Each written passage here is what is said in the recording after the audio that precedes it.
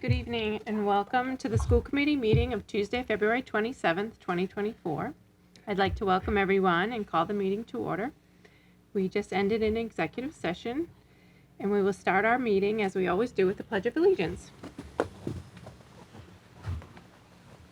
I pledge allegiance to the flag of the United States of America and to the republic for which it stands, one nation, under God, indivisible, with liberty and justice for all.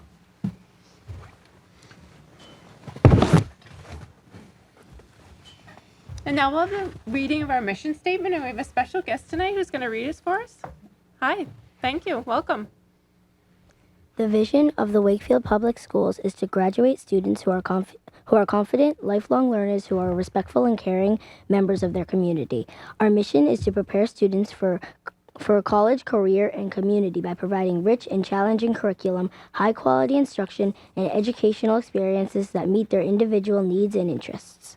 That was great, thank you. Best reading yet. Fantastic. Do we have anyone in studio or online that has public comment? Now is the time. We have a busy lobby tonight, which is exciting. I don't know if anyone's here for public comment, but not on Zoom. Okay, great. So we'll move on. Do we have a student advisory council member? Hi, welcome. So there's just a couple updates from the high school. High school wanted to let everyone know that there's going to be no school next Tuesday, March 5th, and that they're excited to welcome members of the school committee and town council to the high school on Friday to allow them to tour the high school and kind of understand the workings within the high school. As for athletics, I know a lot of winter sports have finished their seasons with many earning state titles or similar achievements, and that's about it from the high school. Is that all? Yeah. I was actually reading the agenda from the... I see that you have the junior proms coming up? Yes, we do have that too. Junior prom, I think, is coming up on, I want to say May. I'm not entirely sure, though. Okay. You got a chaperone? I don't, no. I think I'm still doing night spots at the Galvin. Does anyone have any questions? No, thank you. Thank you, Amen. Thank you. Consent agenda, please. Move that the school committee approve the minutes of the February 13th, 2024 school committee meeting and accept the minutes of the February 12th, 2024 school committee student services subcommittee meeting as presented. Second. Motion's been made and seconded. Is there any discussion? Okay, we're going to do a roll call vote because we have one member, Kevin Piscadlo, joining us remotely.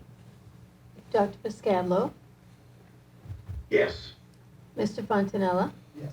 Mr. Davis, Yes. Mr. Ingalls, Yes. Ms. Lehman, Yes. Ms. Colleran. Yes. Passes unanimously. Thank you.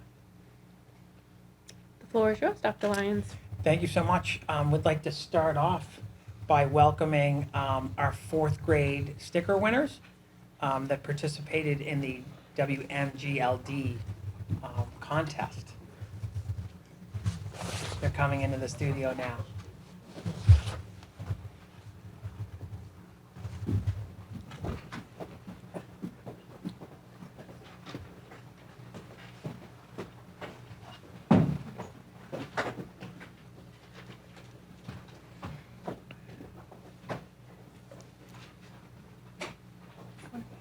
Pete, I think Pete, you I dropped think- a piece of yeah. paper.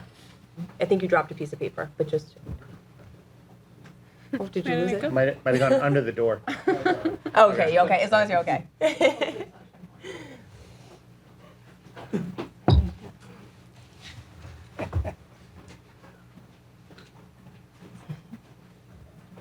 Hi, Pete.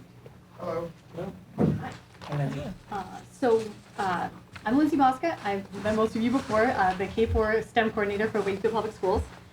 I'm Pete Dyer. I'm the general manager of the Wakefield Gas and Light Department. This year is the second year that we've done a art contest with fourth graders. This is a transition from the former essay contest with fifth grade. Catch up with the history. And we are excited to present the winners tonight of that art contest. The theme was energy, both renewable, non-renewable, or conservation of energy, to try to help the kids educate the community about what it means to conserve energy or to use renewable resources versus non-renewable. We had made this switch a couple years ago to try to find that science topic that really aligned best with the actual state standards for that particular grade level, and it landed really well in 4th grade. And so this is our 2nd year doing it as a window cling sticker contest. And I think, each year we really value the creativity of the students. And I think that's one of the things that weighs into the decisions about some of the stickers that we select as our winners. And I think it dates back to the beginnings of the project when it was an essay contest as well. It's amazing how the students of Wakefield are on top of like what really matters in terms of energy conservation and renewables, and that dates back, like I said, 15 years since we've been doing this contest. So we really appreciate the talent, the creativity. I explain to the kids each year that some of the ideas that those early kids had, talking about like being able to see into a refrigerator or having a computer screen, those are all real now. And so the things that the kids think about today are probably going to be real 10 to 15 years from now too. So it's pretty amazing that you see that, and it all starts with at that age level. So we really appreciate it. So just remember, to all of you winners, your ideas now, even if it seems like you're a kid and it's just an idea, that can be real one day too. Yeah. They're going to be coming back for royalties, Pete. This is being recorded. So, so do you want to? Yeah, sure. So we'll just present the winners. Oh, we actually wanted to share. So each year we do I don't know where the best place to see, but we do a poster with all the semifinalists and the finalists.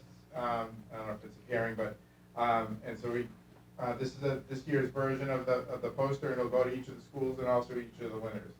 So we really appreciate it and we enjoy it, and hopefully it adds some color to the schools. So we thank you. And once those window cling stickers are available, we'll make sure you guys all get some, and you'll see them around town, and the kids will get some, and so all of their ideas can start to make the rest of Wakefield more aware that was their campaign. So. Okay, so we just usually give a certificate of award to each of the winners. The first one wasn't able to join us tonight, but it's Serena Kidder. So we congratulate her. And then if you just want to come up and grab your, so Quinn McCarthy.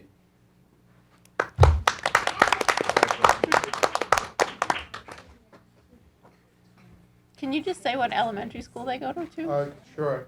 Oh, maybe Quinn could tell us? What elementary school you're at? Greenwood. Can we see your art? Your art? That's cool. Is it You want to windmills? move out It in is. front there? We can fit Nice everybody job, in. Quinn. Nice job. Kabir Tejas Rana.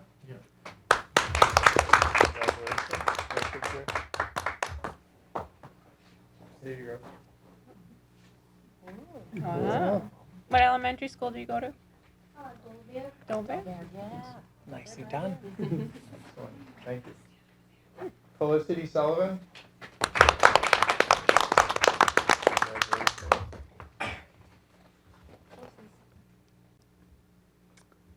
Nice. Nice. You want to move forward there? Reese Tremblay.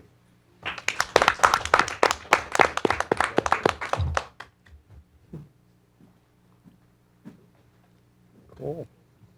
Which school are you at? Yeah. Nice job. Katrina Benoni.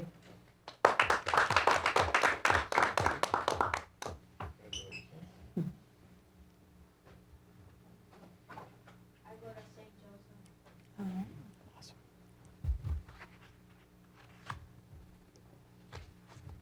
And Gloria Young.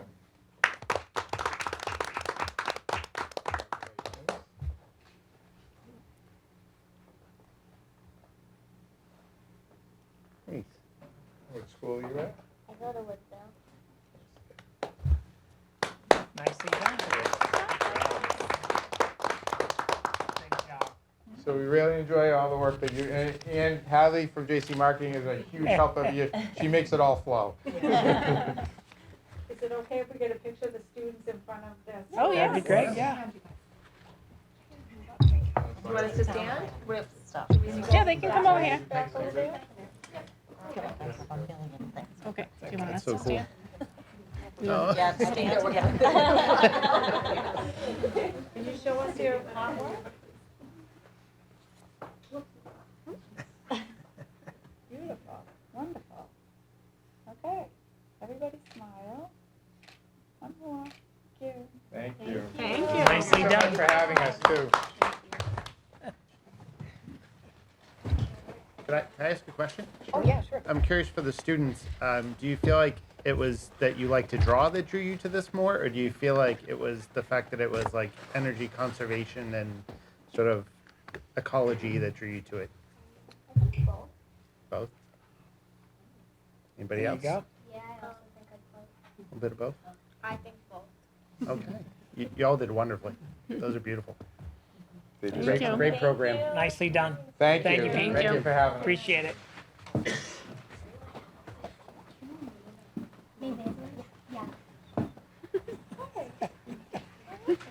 That's the best.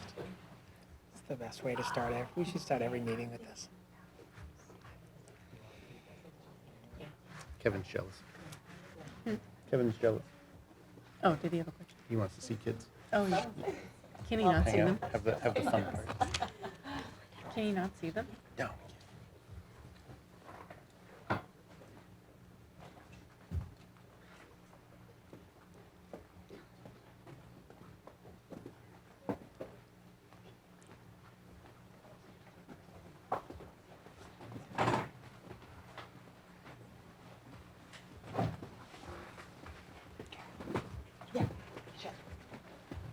Okay, so we have our next group tonight, which is another presentation focused on our students and teachers, which I'd like to thank everybody for coming tonight.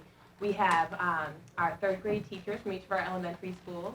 So I'm going to have them come up first and introduce themselves, and then they're going to talk about their latest unit that they've been working on in our new ELA curriculum, EL Education. I'd also like to thank Valerie Drynan, our ELA coordinator, and Michelle Lebrecq, our ELA coach, who are here tonight. And then when teachers are done, you can call up the students, which would be great. You want to just introduce yourselves first? I'm Ashley Cardarelli. I'm a third grade teacher at Dole Bear. I'm Andrea Graham. I teach third grade at the Greenwood. I'm Kate Metzmakers. I teach third grade at the Woodville. I'm Ariana Shabbat. I teach third grade at Walton. And we want to thank you all for having us. We figured we'd give you a little background on what a pourquoi tail is, because I'm sure none of you are aware of what that actually is. It is a narrative text that explains why things are the way that they are, or how things came to be. So the students read a bunch of different poems about different types of frogs, and then we generated lists of why questions. And from there, they were able to choose one that they wanted to write their own pourquoi tale about. So you'll hear students with all different questions that they wrote about and kind of got to take their own creative spin on it. Yeah. You good? All right. Yeah, and I would just like to thank all of you, first of all, for being here tonight, and also for the just tremendous effort that our curriculum team, our teachers have put in. First year of a new curriculum is not easy, and so to be here presenting about it at school committee is even a bigger deal. So thank you so much for all of your efforts. We can't wait to hear from the students. Thank you. Thank you for having us. All right, without further ado, we're going to have my student come up, Annie Poppins, going to start us off.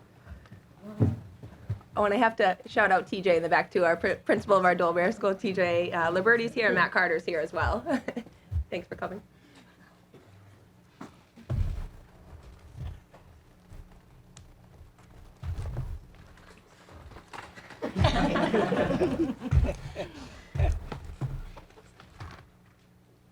Hi, I'm Annie.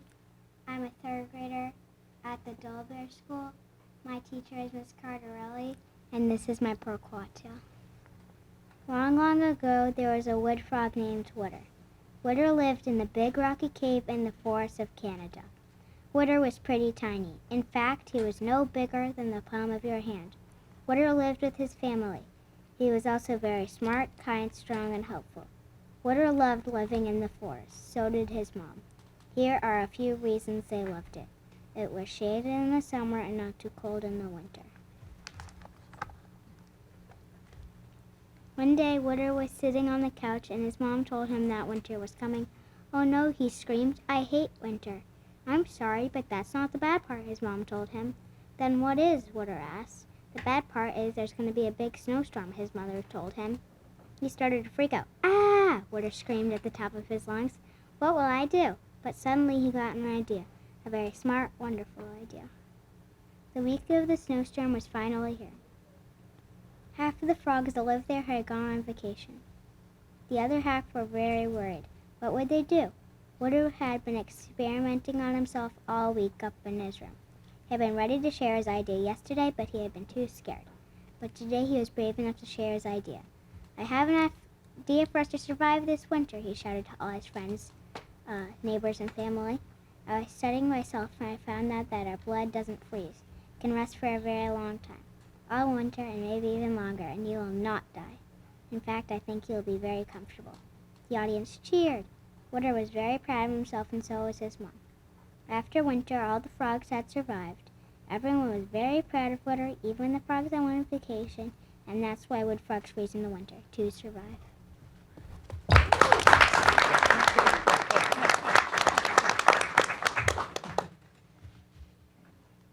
Thank you so much. Nicely done. Good job. Hi, my name's Ollie. I'm in Miss Bram's class at the Greenwood School, and this is my pourquoi tale. Long, long ago, when poison dart frogs were just dart frogs, all the frogs in the Amazon rainforest were preparing for the International Outrace a Predator Contest, or IOPC. Everybody was practicing to try to win the contest. One frog had prepared every day since the day the contest was announced. The contest was now only a week away, and everybody was so excited. Most frogs thought it was the funnest of all contests. Tiny Noppy was so excited. He could finally enter the contest because he was old enough. He had waited for so long. Although he usually carried a grin, sometimes he'd get scared, and I mean really scared. In fact, he'd be the most scared of all frogs. And even though the other frogs, even the smartest, would ask Noppy questions they knew he could answer, he didn't always think he was the smartest, even though he was by far. Noppy was so excited. In fact, as happy as he had been told to eat an ant, and he loved ants. Noppy would always practice, but he would trip, and when hopping and leaping did work, he'd always be the slowest by a very long shot. Soon he tried hour by hour, day by day, but the other dart frogs just laughed at him and chanted, Noppy is so slow, he's a big no-show, and did you know he's never gonna win, da-da-da, why you so slow, you scaredy cat? He also would shiver and look away whenever a frog, owl, or snake looked at him. Then sometimes frogs would gather and chant, Noppy, Noppy, silly pants, you're a fool and you know that. You're so slow, you're so scared, and if you're gonna remember anything, you'll never win. I just can't do this, I'm the slowest, Noppy mumbled to himself one day. Other times he said sadly, the other frogs think I'm a joke, because I am. Soon the day of the contest arrived, and as the predators looked towards him, he thought, can I do this? Will they eat me? He almost ran back, but another positive voice said in his mind, Noppy, you're already here. There's no turning back. Look on the bright side. Even if you do get eaten, all the other frogs will think you're the bravest. Then the other frogs laughed. Decide to fail, silly. Then realizing what they had said, he ran away and climbed up the tallest tree. Noppy is a scaredy, silly, silly. The others chanted as he ran. Finally his turn to race was coming. In fact, it was only 16 turns away. Then he climbed down to a lower branch. Oh, it's not too long. It's only 100 frogs long, thought Noppy. He climbed down, but the chanting wouldn't stop. Noppy is a scary and silly, silly. They chanted ever more loudly.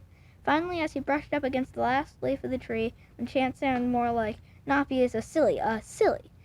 The others chanted more quietly. Finally, the wood frog announcer shouted, Noppy, you're up, you silly pants. He walked up to the starting line, where there were trees that held up a banner spelling IOPC, and grass painted black and white in a checkered pattern.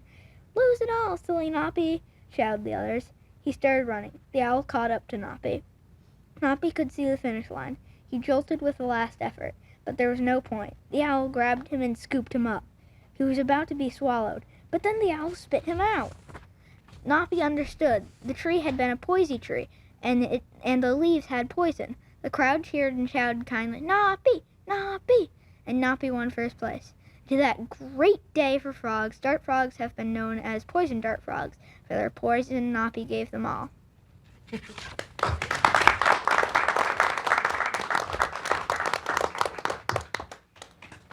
done.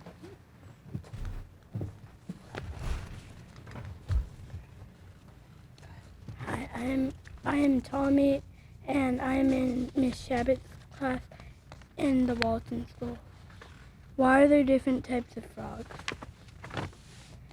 Long, long ago, there was a frog named Little Jim. He was hopping in his forest.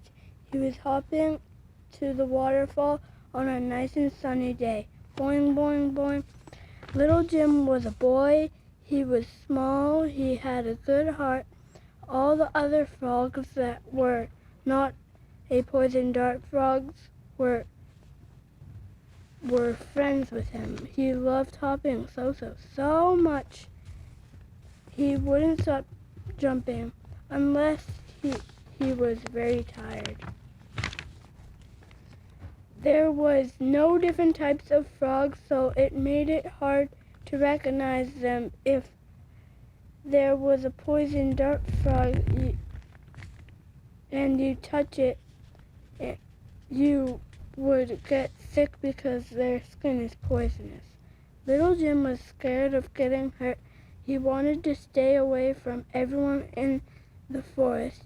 Little Jim wanted to go to his very, very comfy home and go straight into his bed when he gets to his house. Every year, all the frogs in the forest gather up in a beautiful cave with crystals inside, and everyone brings food to eat. Little Jim always made the best food, so he came to the party with his delicious dish of lasagna. So when everyone was in the cave close to a mountain, a boulder came rolling down and closed the door to the cave. Everyone was stuck in the cave. It was getting very hot in the cave because there was no air, so the crystals started to melt. Then some of the frogs started to change colors from the crystals. The frogs decided to push the boulder all together with all their strength. After a few minutes of hard pushing, they finally got the boulder out of the way of the cave. Once they got out of the cave, they all started jumping up and down. They were now happy because they could recognize each other. This is why there are now different types of frogs. Nicely done.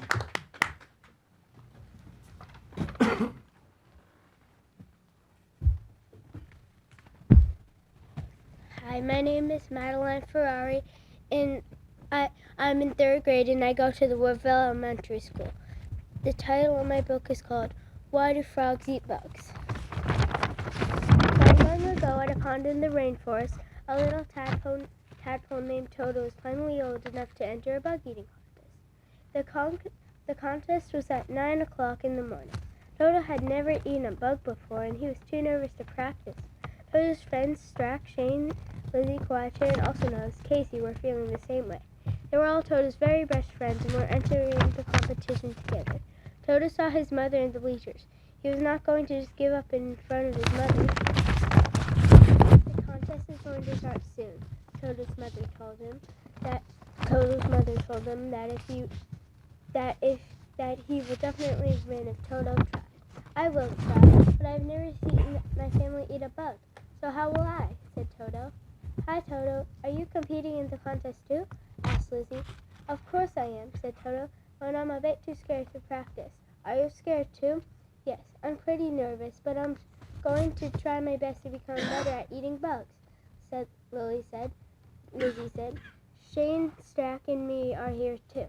Have you met Quadrant? Well, her name is Casey, but her real name is Quadrant. Call her Casey, said Lily.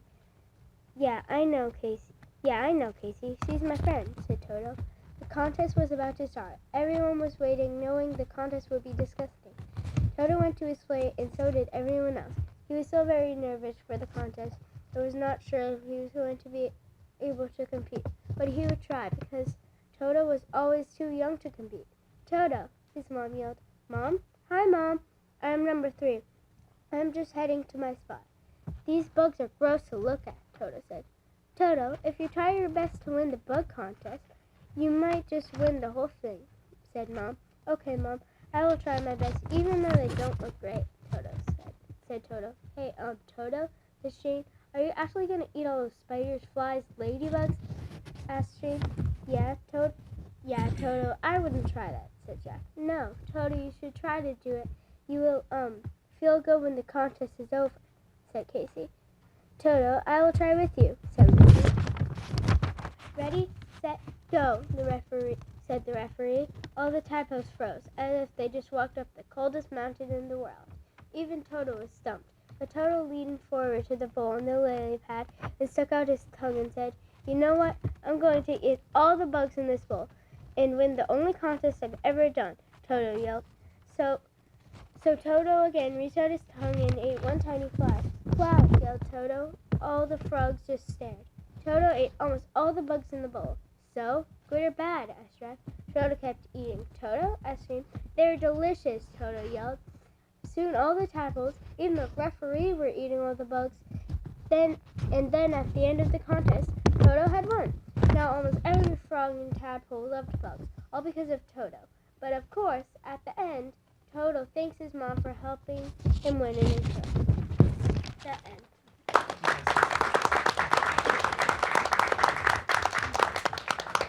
Amazing. Val, do you mind if I just ask you to come up just because I'm thinking if we could just give a little context. Michelle, I didn't want to put you on the spot if you were going to get mad at me. I would love for you to come up.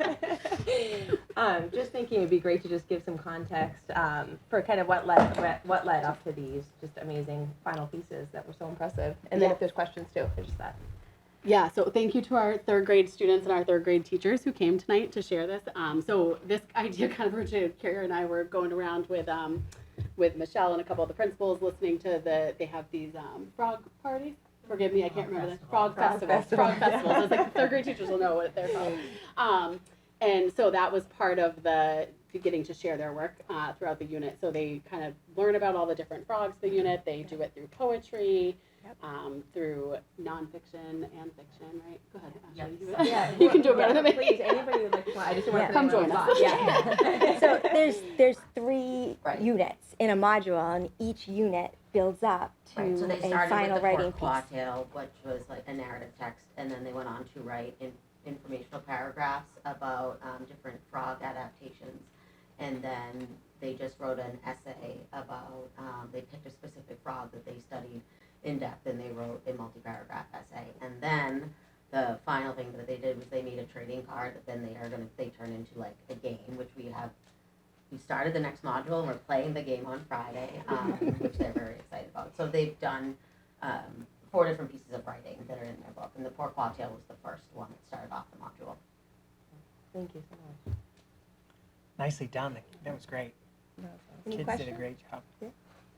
I'm impressed with the sophistication of all the stories and everyone who came up to share them with us. Thanks so much. And I do have a quick question. The stories with all the depth, how long did they work on these? It seems like they must have put a lot of effort. I'm just curious how long they had to work on these stories for. I can't give you an exact answer, but I will say that we wrote one as a class, that we did a guided writing. We wrote about why pollywogs wiggle. And then like after we would write, say at the beginning, and then they would go and write their beginning, and then we would write the middle together of ours, and then they would write the middle of theirs. So, I mean, I would say about 2 weeks maybe. That's totally a guesstimate. Andrew's nodding, so. Yeah. The part Michelle explained about the unit to unit, so each unit within a module is 2 to 3 weeks. So depending on, and that can vary between the modules, depending on what their focus is. What's interesting, sorry. I'm always, it's like reflex, I can't talk until.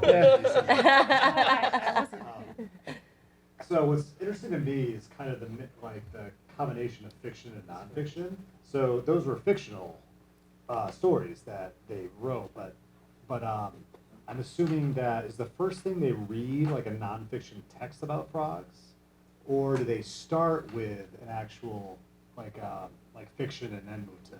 So they read poems. Okay. Like, I can't really know. But then we just came up with questions, like they read a poem about a glass frog, and then we came up with the question, why is the glass frog hard to see? But then we studied some pourquoi tales after that. So the question that they're answering is, seems like they're writing nonfiction, but they are taking that question and then writing a fictional story about how that came to be.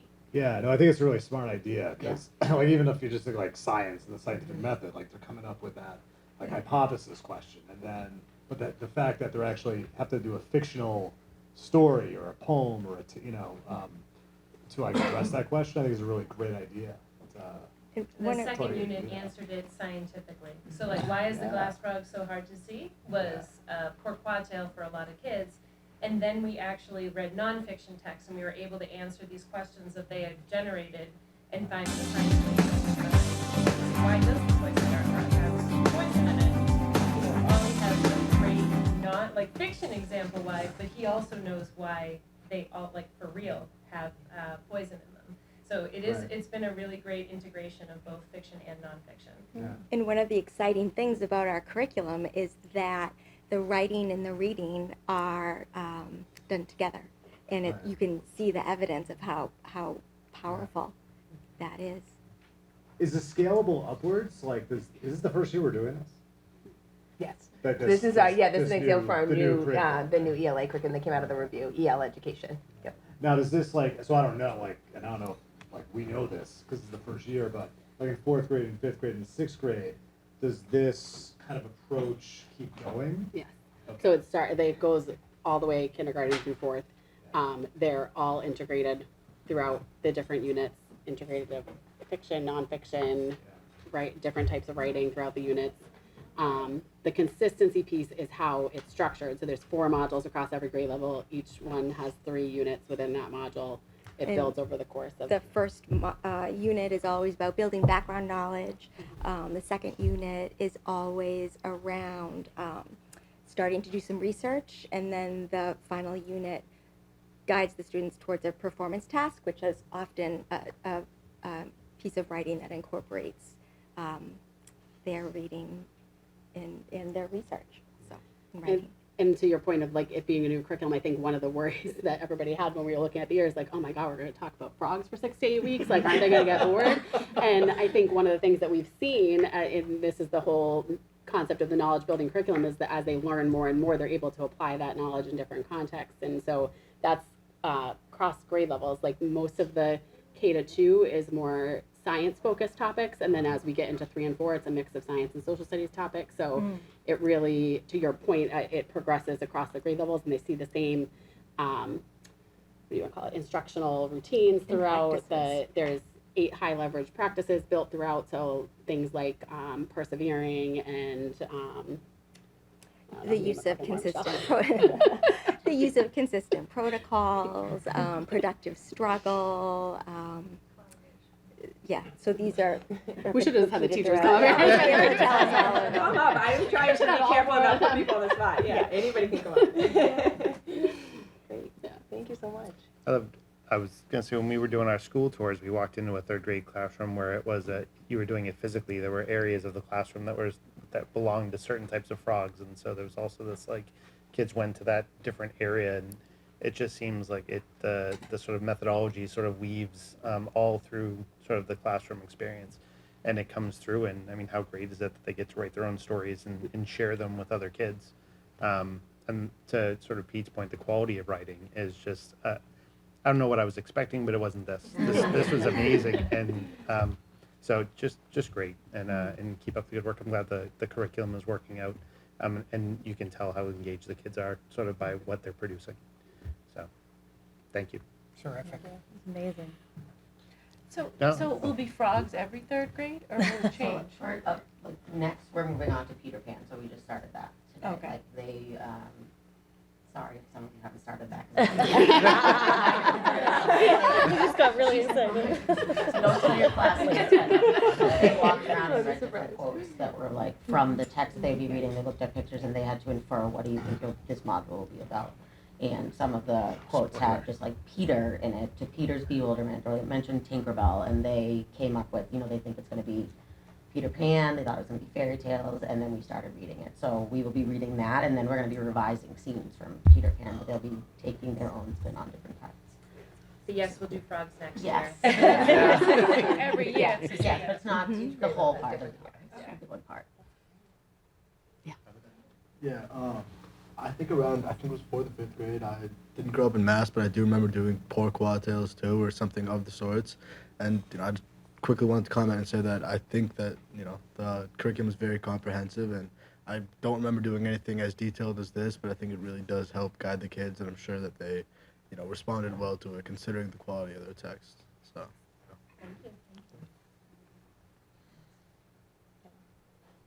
Come back next year. Yeah, no, it was just great to just hear a sampling and just see everybody in action again, and just to show public appreciation for all the hard work that I know that you're all doing. And kids did such a great job. So you should all be really proud of yourselves. Thank you so much. Those are awesome.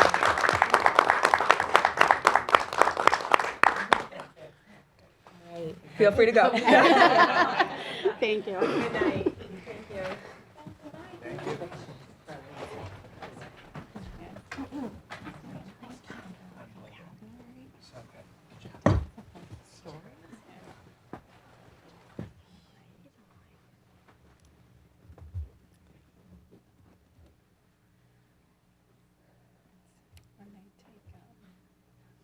You don't want to follow that act. No. We have more kids coming. We have more kids coming in, so. But when they take. Don't be an adult following Yeah. any of those. Yeah, I know. So I think The stories were quite good. And Yeah. The fairy tale unit they're working into next is going to be spectacular. I kind of want to be in the classroom. I want to, Peter Pan, I want to be there. If you want to go visit, we can, please. Next up, we're welcoming from Woodville, Matt Carter and Mark Bouchard, along with some of our fourth graders. Hi, everyone. Thanks for inviting us here tonight. Appreciate it. My name is Matt Carter, the principal of Woodville. I'm here with Mark Bouchard, 4th grade teacher at Woodville School. and then we also have 2 students here with us. I'm Naomi Omajola. Cool Camps Campins. And they're 2 4th grade students who have been going through the distance learning experience. We thought their voices would be important to hear tonight as well. So we're really excited to be here. Like I said, Mr. Bouchard has really taken the lead on this distance learning program, along with the other 4th grade teachers at Woodville. Unfortunately, I couldn't be here tonight because of the scheduling piece. We were scheduled for a couple weeks ago, so the timing of it didn't work out, but we wanted to get the message out and let you guys know some of the exciting stuff that's happening at Woodville. So I do want to give a shout out to Ashley Perrin, Meg Nabhan, Danielle Gilbert, and Tina Philos, because they've been a big part of this project as well. So without any further ado, I'll turn it over to Mr. Bouchard, and take it away. Thank you for having us tonight. I appreciate being able to come to school committee meeting tonight to talk about distance learning at Woodville School. And I'd like to thank Mr. Lyons and Mr. Carter and my team for supporting the distance learning at the Woodville School, because it has been really exciting for the students and the staff. It's really been motivating for us to learn in a different way this school year. So basically what distance learning is it's when we have a class with, and it just happens to be national parks that we have Zoom calls with. So we have a distance learning class with a national park, and a ranger will come on, and it could be either live in the national park.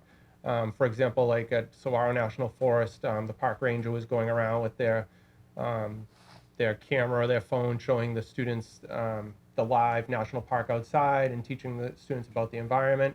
Or they could be slideshows, presentations about ecosystems. It could be about geology, different topics that they cover at the national park. So that's basically what a distance learning class is. So the way it basically came about is that as a staff for the last couple of years, we've had conversations about different ways to just really improve or increase student motivation. So we're looking for ways to have students excited to come to 4th grade. Like, how do we get kids excited to go from third grade to fourth grade. Like when they come in that door, what's going to be something that's going to be like exciting for them? We wanted something different. So we kind of talked about doing field trips maybe to different places, whether it was going over to Camp Nyahan in Saugus or maybe doing like a Freedom Trail in Boston, different things like that. And we always kind of ran into the same problems as far as cost of busing or cost of field trips or and when you do it multiple times, it just kind of like added up and it just seemed like it was difficult for us to do. So then we just kind of like shelved that idea for a little bit. And then again, we came back to school this year and we thought like, what can we do to get kids out and about a little bit more? So we thought about maybe going out in the community, like going uptown to different businesses or go to like the bank or something for like a presentation to teach kids about real life situations. And again, it was kind of like, how do you transport the kids from Woodville to uptown? Even if we were going to go to Camp Nyahan, like we have to get a bus just to like go to Saugus. So I just kind of thought to myself, there has to be something out there that would be motivating for kids, give kids an experience like being out of school, but not actually having to leave school. So then I just started doing some digging around and I was in class one day and like a student in class, not cool, but another student of mine said to me, we were learning about the different regions of the Northeast because that's the fourth grade curriculum.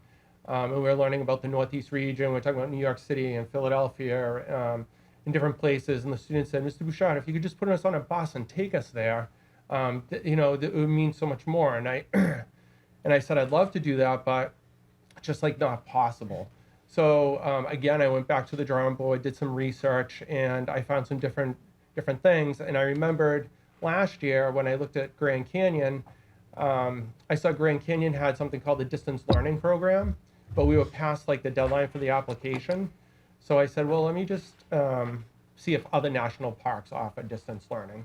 So I started to just go through all the national parks in the United States, monuments, memorials, national parks, nature preserves, just to see what was out there. And I found that there's about 40 to 50 different distance learning opportunities out there for kids, all the way from Alaska to Hawaii to California, all across the United States. So it was really like the best thing I could do without putting the kids on a bus and driving them across the country or having to leave the class and then go out in the community by hiring bus companies. So I went back to my team and I said to them, I found this distance learning opportunity. Do you guys want to try it? And they said, sure. And then I went to Mr. Carter and I said, Matt, do you mind if we try this? Because, it ties in with our social studies curriculum. It ties in with our science curriculum. It ties in with our reading curriculum about animal habitats. And he said, sure, go ahead. So I said, all right, we'll try for 3. So I went ahead and I booked 3 real quick. And then we tried a few of them, loved them. So 3 went to 10, 10 went to 20. And I said, once we got to 20, so let's just do them all. So we booked 43 of them. So I should have known it wouldn't stop at 3, right? So when I was sitting in my office and I said, sure, go ahead, I'm going to try 3, he came back a while later and set him up to 20. And at that point, the bus had already left town. So we were on a roll. We got to do it big, right? That's right. Yep. So we're all in. So once we started doing them, we really realized that we were allowing the kids to really have a great learning experience because it's live with the ranger. So kids are connecting, like when they talk to the ranger from Alaska, they're learning about what that ranger's life is like in Alaska. They're learning about what animal habitats are like. They're learning about plant life there. So they're really connecting with the ranger, and it's back and forth. Like the ranger might ask the students, one time they were doing like a sled dog presentation and they had the kids pretend they were mushers on a sled. So then she was having the students give the like sled dogs a command and the kids were pretending they were like mushers. So it's interactive with the students. The students are able to go up and ask questions to the ranger. So I booked it so this year we have 2 classes at one time and 2 classes at another time. So 40 students are in one distance learning class at a time. So then more students have an opportunity to interact with the ranger. Sometimes it doesn't work out that way. Sometimes we have 4 classes doing one Zoom call with the ranger, but we have to, shorten the amount of questions or interaction with the ranger. But it still gives students a chance to connect with people from all over the United States and learn about different topics we're covering in social studies, science, and in reading.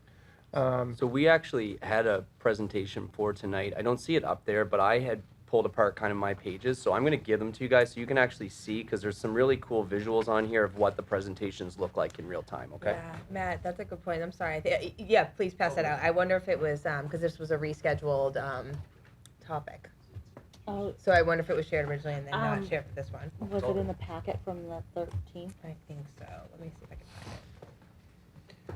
While we're doing that, Mark, I just want to say, I know you've heard this from me when we did our tour, but I love that the students have had this opportunity and that this is something that years from now, they're going to remember about their fourth grade experience. I mean, I think as you and I were talking about, there's not much I remember from my fourth grade experience, but I think this is one of those things that kids, 20 years from now are going to think back and they're going to remember this opportunity you gave them. So I think that's something very special that, with your guidance and Matt to help you along the way, I love that you were able to bring this to the Woodville students, and I kind of jabbed some of our other principals to do something similar because I think it's awesome. Well, thank you. I appreciate that. And, we do have the students each year get clapped out when the graduating students from Woodville School come through. And, it is often that I, say to them, oh, what do you remember from fourth grade? And they say, oh, when you played with us at recess, or you played with me at before school program. It's never like the report they wrote on, a certain state or book that they read. So what I'm hoping is, like you said, when they do come through, because this will be before I retire, this will be one of the last graduating classes to get clapped out. Hopefully one of the kids will say to me, I remember when we did distance learning with you as a fourth grade teacher, so I'm really hoping that happens. Cole has actually brought some badges too from the presentation. I don't know if Cole would like to share those, but it's kind of a neat element to these presentations. No, you just hold them up, I think, but they're really cool. So Well, Cole, do you want to explain them? So as soon as, some of them, we have to complete a book, and they'll give us like a badge, or they'll give us like or a sticker, or badge, and they and some will give you one of them gave us stickers, I think. They gave us this bear thingy. Cole, Where's- go ahead, I'm sorry. Cole, where's your wooden badge from? Because some of them give plastic. I really like the ones that give wood. Where'd you get that one from? This one was from Grand Teton. Oh, that's Grand Teton. brilliant. And your patch, is that from Yellowstone? That's cool. Yes. Love that. That's awesome. So cool. So that's the Junior Ranger program. So the Junior Ranger program, if we were thinking of where do we kind of take this as next steps, we're still kind of finding out how we want to grow this or what we want to do moving forward. So there's each of the national parks has a Junior Ranger book that you can complete, and you can mail it into the national park, and they'll send you the ranger badges. I just happen, I'm just asking for things this year, so so I just ask for the Junior Ranger badges. I say to the ranger, there's no way obviously we're not going to come there. But would you be able to send the Junior Ranger badges, because they're actually doing the presentation with you we're there, and then they do a swearing-in ceremony for the students, and then at the end of the swearing-in ceremony, I give the students the badges to bring home. So they actually have a collection of patches and badges that they've gotten from the national parks. Not all of them, but a good amount of them. Sorry, go ahead, Kev. So I've used distance learning before in my classroom, where you could actually be in the middle of mosques around the world or cathedrals, but there was never a live person. Would you, with your experience this year, is that the key, to really get student interest? Because it seemed in those pictures that there was always a live, person that was there. I witnessed this, right? And so Matt invited me over to do a learning walk, and I was in Mark's class, and we were watching, and while we were watching real time, I thought, is this a pre-recorded, is this a podcast? Is this a informational exchange? And then I saw an image of a fourth grade student down the hall come onto the screen, ask the ranger a question that they were interested in, and the ranger took the question real time and addressed the question. So the interaction live real time, I think, is an amazing hook. Yeah. Because it's not just informational. It's all what you're interested in. Yeah. And Cole, Mr. Engels is asking you, and he can tell what patches you have. I think he has the same patches, right? So he can spot them 20 feet away, which ones they are. Yellowstone's on the list. Yeah. So, but the kids were completely engaged. And so I thought, oh my God, this is happening, this is happening real time with a person at the park, right? And so they were able to talk about cacti, flowers within cacti, seasons. So this was terrific. So it wasn't a static informational exchange. This was, yes, there's information, but they stopped at times to kind of engage kids. What are you curious about? What are you interested in? And the questions were fantastic.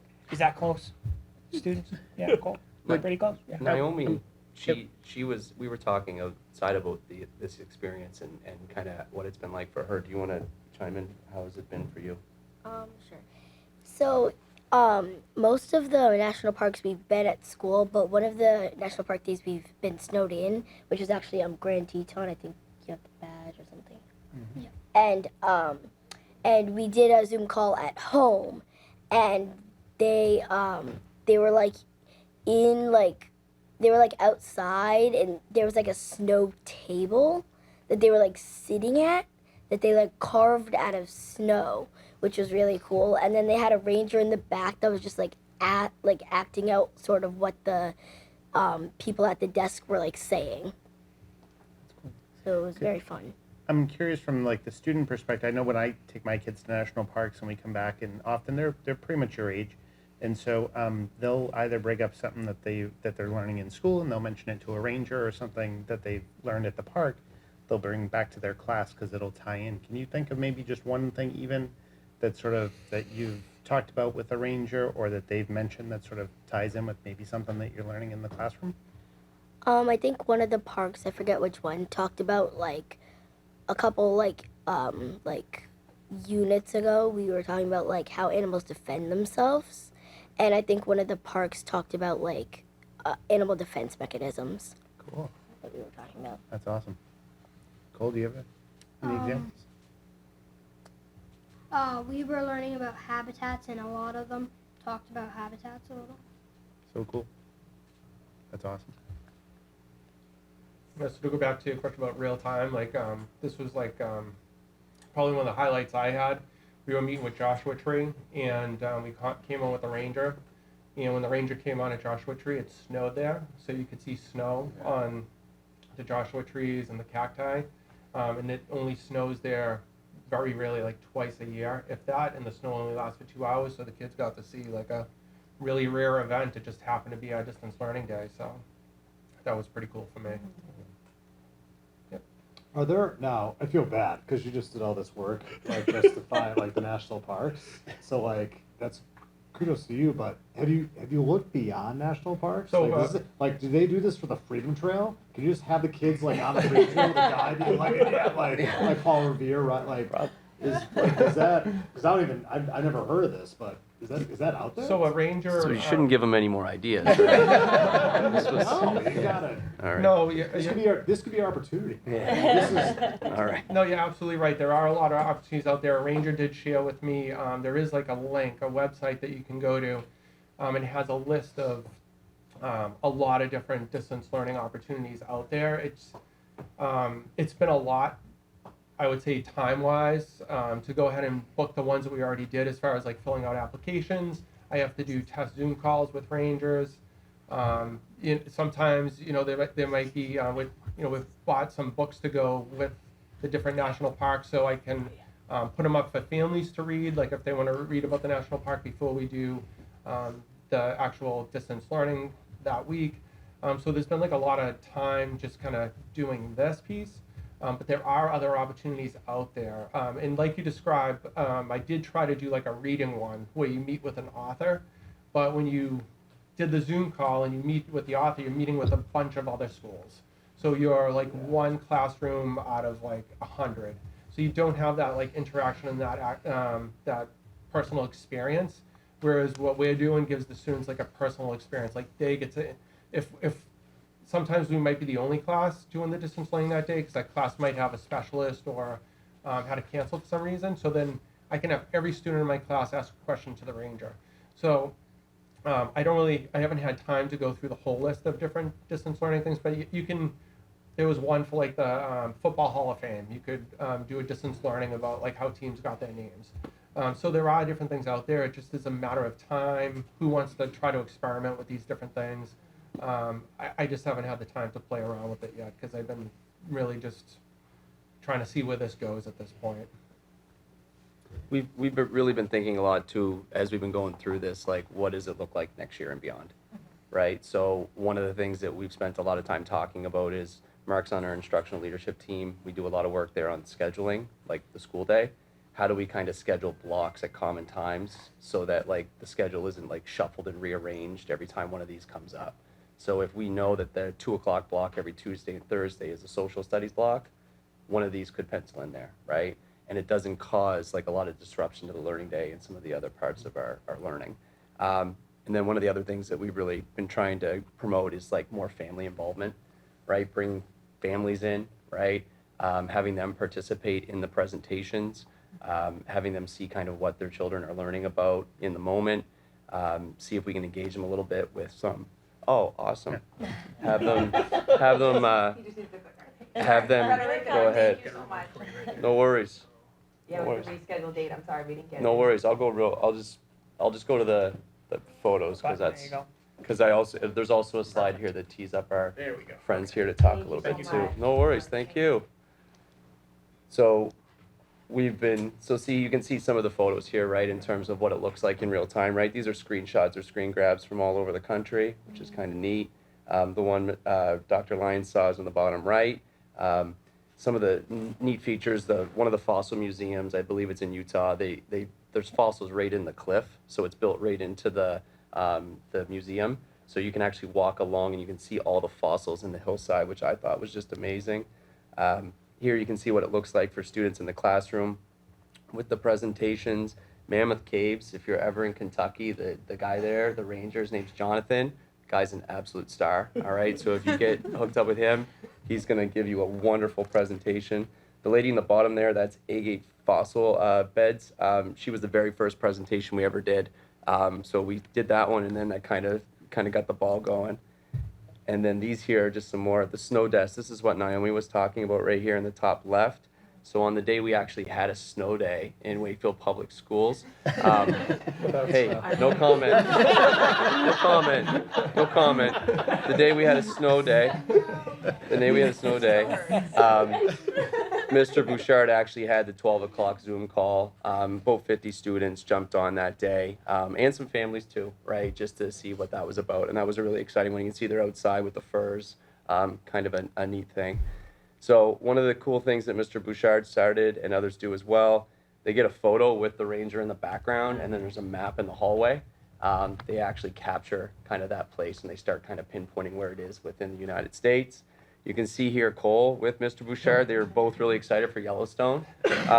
So they wore their Yellowstone gear that day, right? Cole, was that your favorite presentation, or? I think it was one of my favorites. All right, that was pretty neat. I love that photo.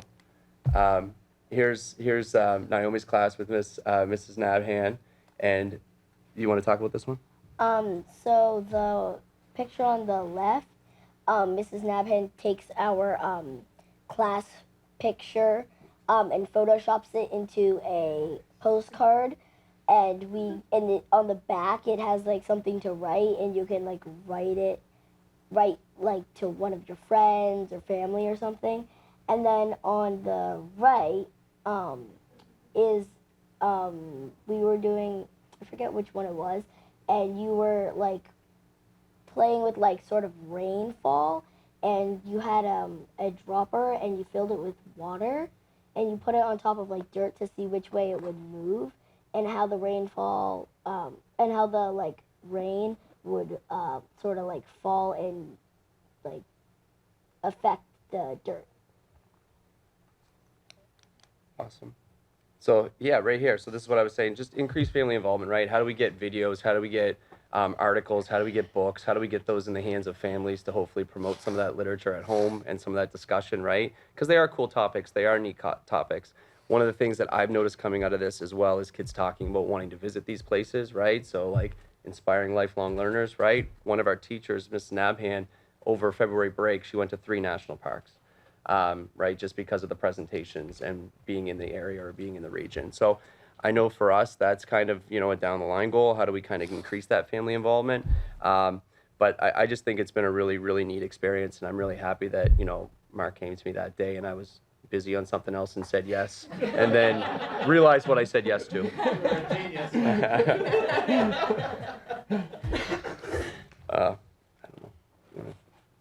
Mark, when we were doing our tour, and I think this came up then, I think you also messaged out to families that 4th graders happen to have that's where national parks are sort of free to like 4th grade families. So if you have a 4th grader in your family, they sort of have a free national park pass like for the year. It's called Every Kid Outdoors. So we take a field trip to Songus Industrial Center in June, which is a national park, and the students usually get that Every Kid Outdoors pass card. But Holly Ackler in Hawaii mailed them all to the kids, so they already have them. So I think it's the families get in free to national parks, different national parks around the United States. Yeah, so great. Listen, our family has visited a number of national parks, and I'll say just rangers in general, like they just have educator backgrounds. They know how to talk to kids. They know how to talk to families. So it's super excited to know that you've been able to get so many of these individuals from so many different parts of the country sort of in front of kids and just give them that resource. It's awesome. And so next year we're going to let our future 4th grader pick where we go on vacation based on where she goes in 4th grade. So early in the year, maybe closer to Massachusetts, that would maybe help us a little bit. We'll see how that goes. Yeah. Well, we've been along with the parent involvement, we have the parents have been coming in for the presentation, so it's like they're chaperoning a field trip, but you don't actually have to leave, which has been pretty nice. And then on that snow day, the parents, if they were home with their children that day, they were actually able to see the presentation that day too. Yeah.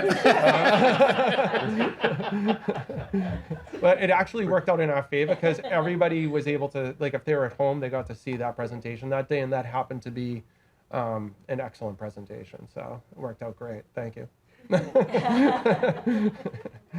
just think it's incredible as a former educator and someone who still works in education. I just like bringing the world into the classroom is so important. Even when you can't physically be there, like these kids are never going to forget this, and it's just incredible and powerful. And thank you for thinking of this. Thank you. It's amazing. Yeah. Awesome. And thank you for saying yes. Yeah. Yeah, I think my final comment would be, one of the things that we're talking about is that the people make the place, right? Mark, you talked about, what students remember, their interaction with you. And they do remember those things when you play with them, right? Because you were kind of paying attention to them. They were important in that moment in time, and that's what kids remember. But they also remember moments like this, right? Where it started off with a concept, and it's not different than any number of things that we've done with kids where adults have kind of slowed things down a little bit, and they kind of bring students into the process, right? And create a little time and space and make their voice, kind of amplify their voice and make them feel a little special in their learning, and they can kind of lead with their interests. And it is really something special, right? And so I think it's one of many examples of the teachers in Wakefield crushing it. And I couldn't be happier or prouder of both students and faculty and staff. Thank you. Thank you. Yeah. Nicely done. Thank you. Thank you, Cole and Naomi. Thank you. Thank you. Good job. Thank you.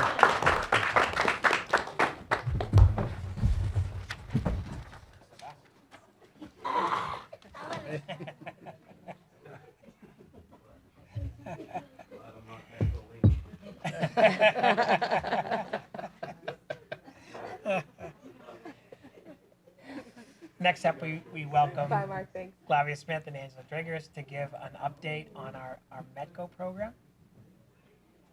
Hello. I didn't get no sleep. Hi, everyone. Well, she sprung it on me last minute, so I'm I was like, Angela, don't forget. Hi, everyone. Hello. So I'm sure you know me, Flavia Smith, and this is my trustee partner. Angela Driggers. How are you? So I don't know. I mean, I feel like every year when I start, I give like a thorough report. So I don't know if people had. Like, we want to start off with like questions, maybe, or just. Does everyone know about Angela's kind of transition to more Oh, district-wide? That might be a good start. Okay, Kara, thank you. So so when I started in 2019. You guys are lucky to have me. Oh my God. So 2019, Angela was our bus monitor and also one of our para at Greenwood Elementary School, and I have to say my transition was a little smoother because of Angela. She's been here for so long, so she knew she had a lot of connections, a lot of people she knew in the district. She kind of helped me kind of get my grounding, figure out what's going on. And I think, over time in working with her for the amount of years, for like 4 years that I was here, I was like, you know what? I feel like our cohort of elementary students are growing. We have support for the middle school kids. Although I'm able to get to the elementary kids, it's a little bit difficult. There's 4 schools and they're spread out. Having an elementary coordinator would be great. And then I started thinking, okay, so if I did that, what would be a good match? I mean, we did post for the position, but my hope was when I posted for it, Angela would apply, right? Because I've been out. Right. So I was like, as I'm thinking of creating this position, what do you think? And I think it would be just a seamless transition only because she knows a lot of our families and they trust her and they know her. She's part of the community. And secondly, I just think the kids just warm up to her easy. So it'd be a great transition for her. So she did apply. And she got the position, so I was so excited. And I think, it's been a great addition for us to have someone who is solely dedicated to our elementary cohorts of students, where teachers have an exact point person if they need anything in regards to our elementary students. So she attends data team meetings. She does individual lunch group with the kids. She also does individual meeting with teachers and does some classroom observation. And I think it's even more important for our new students that start in the elementary. I think over years I've realized most of our new students who start, no matter what grade they're in, there's always a transitional period for them. The first year tends to be both an academically challenging for them, socially challenged for them, and emotionally challenged with everything that goes on with the whole process of just getting up early in the morning, getting on the bus, making new friends, seeing new teachers, and being in a new environment. And I think Angela has this calming presence about her that the kids really warm up to. And I think her having also the existing relationship in the district has really helped to support parents that are having a hard time with the transition and the students, but also kind of support me also in the sense of if I'm having a hard time, because sometimes I feel like I'm doing more of the administrative discussion with parents, I would say to her, do me a favor, can you have more of like a one-on-one parent-to-parent conversation with a parent about what exactly we're looking for, because what maybe she's not quite, because what I'm looking for is different. What I'm looking for the parent to react to is different than what Mrs. Driggers would be talking about. So typically we kind of tag team that way, which has worked out really well. And most of our kids, I would say, are doing beautifully this year. And I think part of it is to the elementary position where there is someone there who is working with teachers, communicating with parents, finding out how do we support kids, and if yes, what do we do? And then me and her staying in contact about how do we tackle whatever issue come up. If teachers are seeing in data team meeting that a student is falling behind either math, English, what kind of supports can we put in place now? And then we try to resolve that with some interaction, with some interventions or accommodations. And if those are still not working, then we'll talk about, okay, then do we need to help the parent talk about if special ed service is something that we need to talk about, and if yes, how do we talk to the parent about that, especially if this would be a new lingo and a new lane for them to go into. So I just think it's been a beautiful addition to our program, one. And two, she's also super creative. I don't know if anyone, I don't do none of the creative stuff, I can tell you. She just tells me what she needs me to do, and I'm like, okay, I will. She's like, what do I need to order? What I'm do you like, need me this, to this, order? this, and that. Okay, got it. Okay, so if anyone's been to any of the elementary schools, high school, and the Galvin Middle School, she's created a whole MECO history board with pictures of staff. We just went on school tours, so we put them out. So Yeah. we created that at the beginning of the school year, which has been really beautiful to outline the history of MECO within the MECO program and also history within Wakefield of where we are at. One, and then I think the biggest thing we did this year, which I'm gonna have her talk about, is she came to me in September. Yeah. September. Early September. Early September, proposing the idea of Ruby Bridges Day. So I'm gonna let her kind of take it over from there, and then we can go from there. Okay. Hello. So, many may know, first a mom, always, first and foremost. So, my children started in the MECO program, both in first grade. My Keith, he started at Greenwood, and then Amaya 2 years later. Greenwood at the time was the only elementary school that took MECO students. My Keith was in a class of 9 students, and I wasn't looking for a job, and it kind of like came to me in like general conversation with the previous MECO director. We were at our end of the school year celebration. He was just like, oh, I need a monitor. And I know previously to that, my Keith and Amaya, they would be on the bus, and I would call them, where's the bus at? And them like, where's the monitor? They're like, oh, we don't got a monitor. We need a whatever. So in the school year celebration, had a conversation with the MECO director. He was like, I need to look for a bus monitor. And I was like, oh, I'll do it. But I was joking. Because I wasn't looking, the job that I had, I loved my job. I wasn't looking to change. And then end of August, he called me and was like, remember in June at the celebration we were talking and I mentioned I needed a bus monitor. Are you interested? And I'm like, maybe we could talk. So came in, met. For me, it was a no-brainer. My kids, my Keith and Amaya, they were in elementary school, so it was as opposed to, school vacations, summers off, and I don't have to compete with other work staff, because at the time I worked in a hospital, so it's like, you got to rotate the holidays, and I'm like, oh, this would, no-brainer.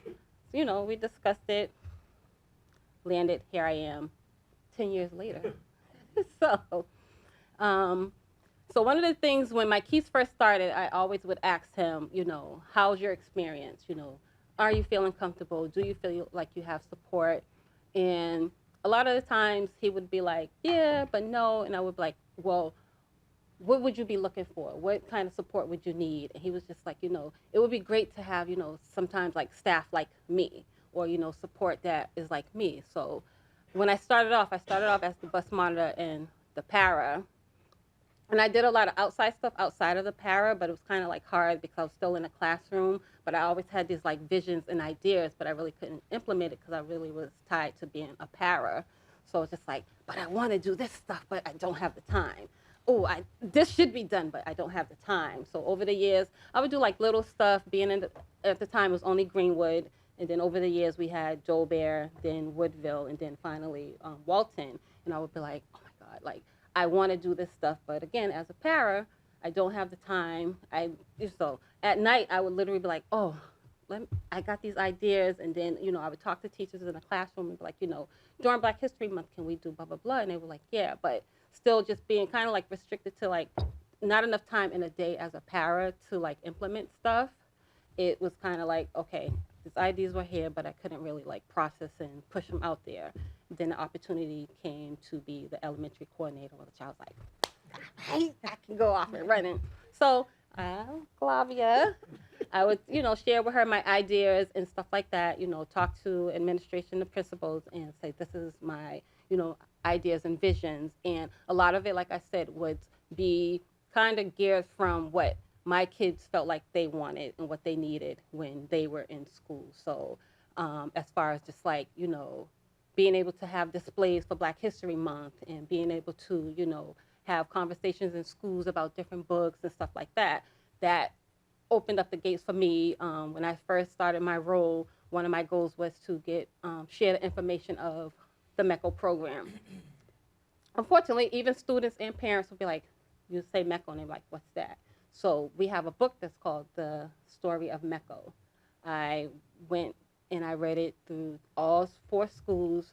I did kindergarten through 4th grade, and I shared the book, and we had like great conversations. Some kids knew of it, some kids didn't, but it helped to give the understanding of MECO students, their daily,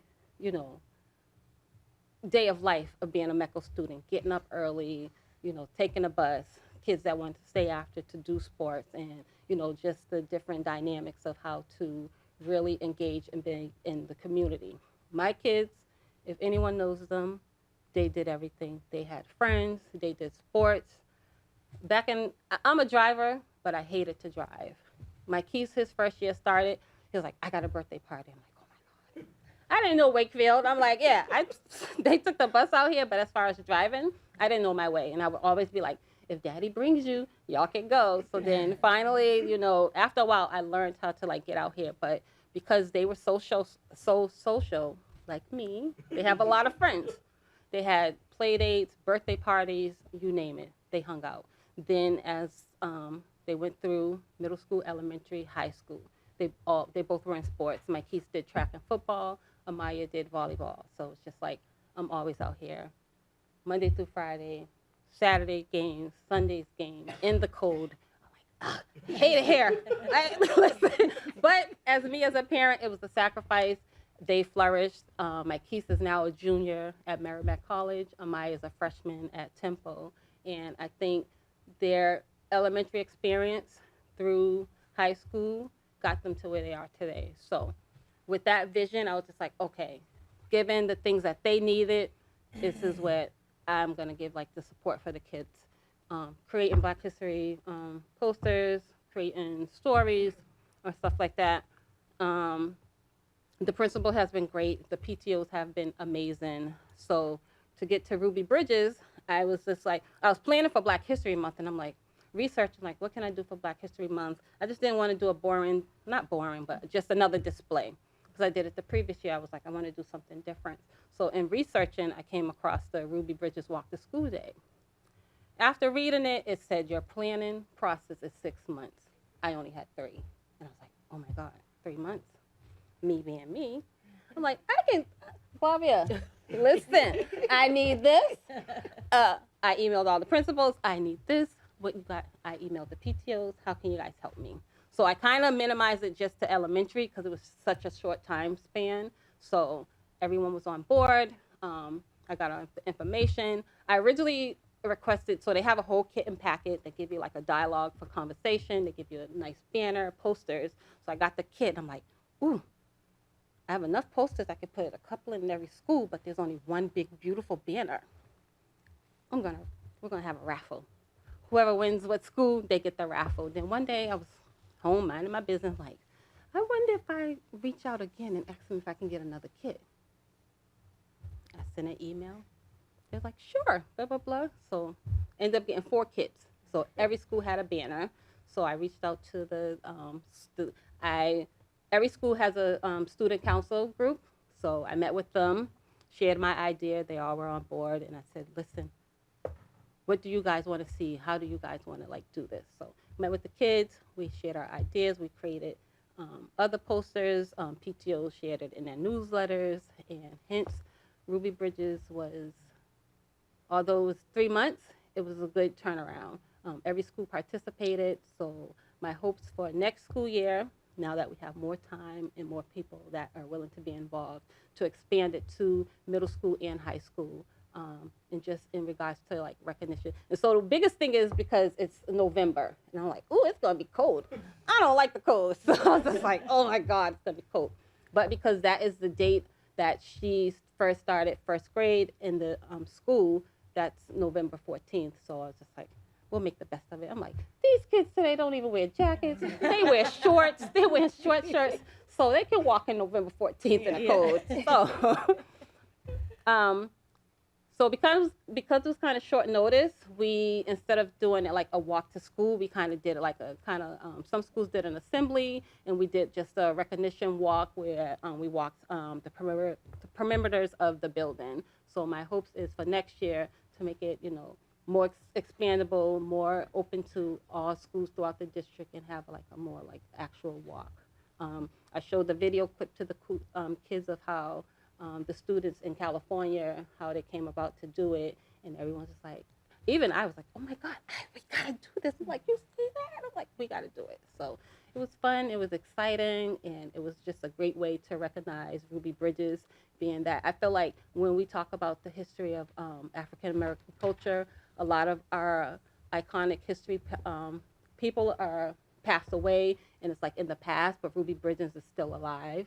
And still, I actually went to an event last year where she was honored with an award, and got to see a glimpse of her, and I was like, we gotta do the walk. Like, so that was more inspiration and more very inspiring to actually honor to her that she's still alive and she's still doing the work. So there we have it. So that's how we end up with Ruby Bridges Day. So we're really hoping this year we'll expand, start working on it early to open it up to the district. I mean, we did play around with the idea of approaching to see if we can have Ruby Bridges come. So we're still playing with that idea. We may not have the budget for that. Just gonna have to do it for free to help us out, but we'll see. But I always say you never know until you ask. So we'll ask, see what they say. If they say no, we're like, all right, but can we still have some more supplies? And they'll probably say yes. So we'll keep everyone posted about that. So thank you so much, Mrs. Driggers. Yeah. And so one of the great things is because I don't know where, I think purple was her favorite color. You know, a lot of kids wore purples. I even had me a T-shirt made, like, so it was like really cool to see everyone wearing their purple. She had a great blazer that day. I did. I found it when I was on vacation, but you would remember that. Yeah, but it was just really awesome to see like how much the kids enjoyed it. You know, how much it meant to them, because even like when I was talking to them, like some of the kids was like, oh my God, yes, finally, thank you. They appreciate it. So to me, it's like the small things that make a great big impact on all the students and myself as well. So, and I think this is why the elementary coordinator position is so vital to us. It keeps us connected, one, and two, it starts to do some of the grassroots conversation about being inclusive, being belonging, and just accepting each other for who we are. We started young with the younger we start with students, then we know that as they get older, get into middle school and high school, they are more apt to see people and understand that we all not gonna be the same, but at the end of the day, we can still be respectful and accepting of each other. So I think the sooner we start these conversations, I think Mr. Jiggers does a really good job cooperating teachers, getting them on board to get lessons on it and to start the discussion early in an appropriate way so that it supports the learning and also the curiosity that a lot of our young K-4 students have before they start getting to the middle school. So in regards to our program, this year we had 66 students in our program. We had a huge high school group, which I really didn't think about that. We had 30 kids at the high school this year, 23 at the middle school, and 13 elementary level. This year we added, we lost a staff and then we added a staff. So our middle school coordinator ended up resigning from the position, so that's been open most of the year. So Ms. Jiggers and I have been kind of balancing the support of the middle school kids at the middle school, just making sure, we're attending team meetings, staying on top of them around their schoolwork, meeting with teachers if there's stuff going on, and just being available to them. So I've been kind of splitting my days between the middle school and the high school. So some days I'm at the high school, some days I'm at the middle school, just so they know there's someone there to support them if they need anything throughout the day. And then Ms. Jiggers is usually there early in the afternoon, and then I'll go there until the bus comes later on to kind of so they have two people to bounce off, and I think they've appreciated. The structure in the afternoon was a little hard for them to kind of get used to, but now I think we're in a good routine where they know where they need to be at homework club, which they all go to homework club, which is provided to them by the program, and which has been really good in their academics, staying on top of it, and us staying on top of them, and that teachers being able to get access to us in the afternoon if work needs to be done, so that we can tell the students, I spoke to your teacher. I know you said you don't have any homework, But here's the little email, you see? And You come, do have homework. Yeah, you do have homework. Come here. Come see the class notes. And they're like, yep, I do. I said, So let's go sit quietly and do some work, get a Chromebook. So, we've seen a vast improvement in their academics this year, where a lot of our kids are doing really well. And the ones that are struggling, we're picking it up early and work with teachers and telling parents and then trying to decide what kind of support or accommodation we could put in forth to assist them. Our high school kids are doing really well. This year, we only had really one high school kid, a new transition but not really new. He was here before. His family moved out of state and then they came back. So then mom reached out and said, could he come back? And we met. And then I told her that's fine. So he seemed to have adjusted pretty well. And I think part of it's because he came here before and then he left and then he returned. So we have a big graduating class this year of 8 students that are going to be graduating in the senior class. So that means we will have 8 additional students we need to fill the seats for this year. So this year we're doing, I think we're just trying to move along with the school year with the kids. The kids seem to be very happy. We were short of a bus monitor for about a year. We were able to fill that position. You were? Yes, yes, we were. We had to. You was hard to replace, but we had to. You was a hard candidate to replace, but we had to. So she has started, and she's also para over at Walton, which has worked out great because we had a new student at Walton who kind of was struggling. So having the extra person there kind of helped him kind of settle down, and he's doing much better this year academically. And he has someone he can kind of go to if he needs to, and someone who's with him consistently all day long and also on the bus. So we know that if he's struggling at school, we have a point person to say, okay, she was like, well, this is some of the issues he struggled at school, and then to kind of help him transition throughout the day. And this year he's actually doing really well, much better. Socially he's doing well, academically he's doing well, and he just seems to be just going along with the school, and we like that. We like that because he's going into 5th grade. The hope was for him to settle down before he gets into the 5th grade, and he has done that. So I imagine 5th grade transition will be a good thing for him. And we have about 6 kids who's entering the 5th grade next year. So that's actually our biggest class of 4th graders this year. I think we have 4th graders across all school except Woodville, I believe. Yes, all schools except Woodville. So we have a big class. So the students we also have identified a candidate for the middle school position. So we're in the works with that, working with her. She is a Lexington MECO alum, and she's also a Howard University graduate. So we're hoping she will be able to start either at the end of March or early April. And the main reason why I really wanted her to start early, I figured if we do early introduction with the kids this year, next year when she starts, the kids would have already known her, have already started building a relationship with her. It wouldn't be starting the new year fresh with someone else. It'd be someone that they already know. So then that way, the transition to back to school will be a seamless transition, and for her to already meet some of the teams and teachers over at the Galvin. Busy. I love hearing the story of your 2 kids and how successful their education was in Wakefield. And I think the challenge to all of us is, not just for our MECO students, but all of our students, how do we make sure they had the same experience your kids had? And, I think that, your passion for Wakefield schools certainly helps. And I love the fact that you've added this position at the elementary level to help our elementary kids. But I do think the challenge we all have is how do we make sure every one of our students have as great as an experience as your kids had? A lot of it honestly is parent involvement. Like I said, when my kids started, I didn't know Wakefield from a hole on another lake. And once they started, for me, it's like, I'm a parent. I'm not gonna send them to a district or a school just to go there. I'm involved.